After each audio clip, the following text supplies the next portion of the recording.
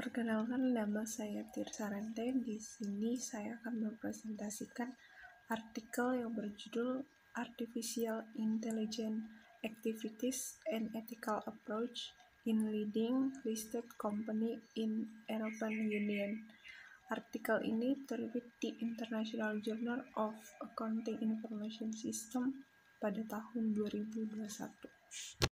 Untuk latar belakang dari penelitian tersebut, dijelaskan bahwa terjadi peningkatan minat terhadap AI yang mengarah pada penerapan AI secara luas, sehingga dalam proses bisnis ini cara orang berbisnis ini akan lebih baik dan berkelanjutan, serta harapannya dapat memenuhi kebutuhan masyarakat.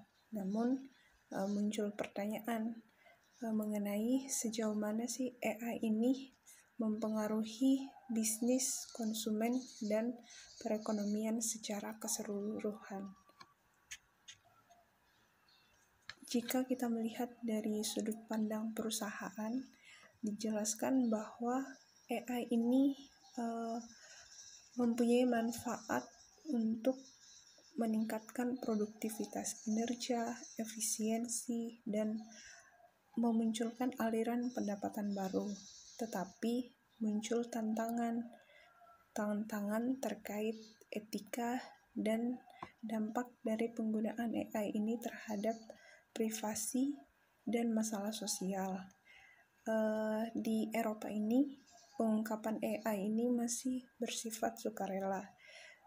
Literatur yang ada ini berfokus pada peran pengungkapan sukarela dari AI. Tujuan dari penelitian tersebut adalah untuk mengeksplorasi informasi tentang AI dan prinsip-prinsip etika mengenai AI yang dilaporkan atau dimasukkan oleh perusahaan-perusahaan di Eropa dalam laporan tahunan mereka atau dalam laporan keberlanjutannya. Dalam penelitian tersebut ada 4 research question. Yang pertama itu, apakah emiten di Eropa ini mengungkapkan informasi tentang AI? Terus yang kedua, apakah mereka ini melaporkan aktivitas AI? Terus yang ketiga ini, apakah mereka mengungkapkan prinsip-prinsip etika AI? Dan yang keempat adalah faktor apa saja yang berkaitan dengan pelaporan aktivitas AI atau pendekatan etis terhadap penggunaan dari AI tersebut. Dalam penelitian tersebut, metode penelitian yang digunakan menggunakan 2 fase. Yang pertama, langkah kualitatif dan kuantitatif berdasarkan analisis isi dan statistik deskriptif untuk research question pertama, kedua, dan ketiga. Sedangkan untuk research question yang keempat ini berdasarkan kuantitatif, yaitu analisis regresi berganda. Jadi peneliti ini menggunakan sampel-sampel di negara Eropa, yaitu Jerman, Swedia,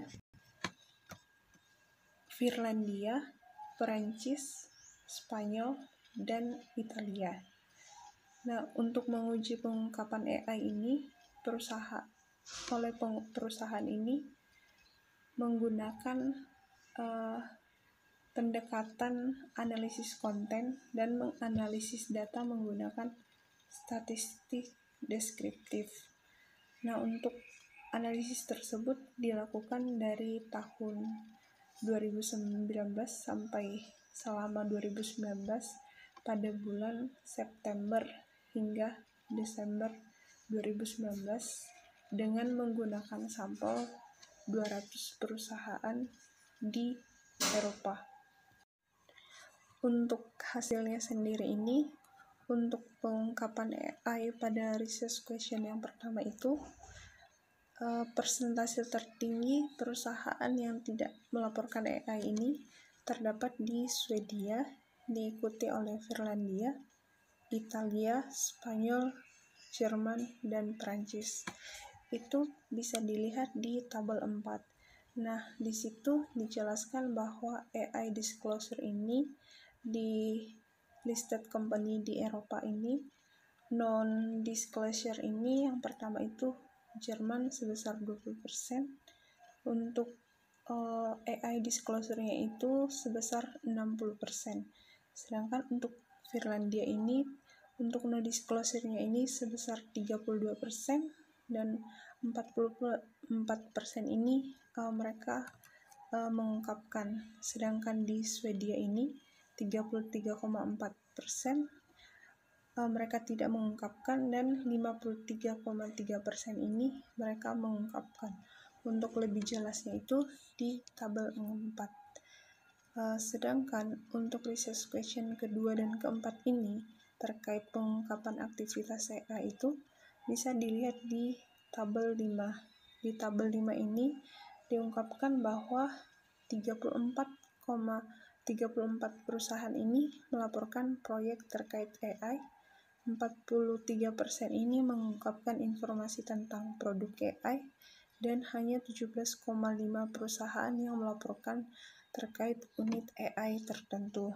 Nah, sedangkan untuk Jerman ini, untuk pengungkapan proyek AI ini sebesar 40%, untuk produk itu sebesar 46,7%, sedangkan untuk unitnya itu 23,3%. Nah, untuk Finlandia ini 24% ini untuk pengungkapan tentang proyek AI, sedangkan untuk produknya itu sebesar 36%, dan 4%-nya itu untuk unit dari AI. Untuk tabel 7-nya ini, dari ke-9 perusahaan yang terdaftar di Eropa yang secara resmi mengungkapkan pendekatan etis terkait AI ini hanya Nokia, yaitu sebuah perusahaan di Finlandia yang sepenuhnya mengatakan bahwa mereka mematuhi sepenuhnya pedoman etika di Uni Eropa. Nah, di tabel 7 itu teman-teman bisa lihat ada beberapa perusahaan. Nah, di situ Nokia secara keseluruhan ini mengungkapkan pendekatan terhadap AI, mulai dari human agency and overweight.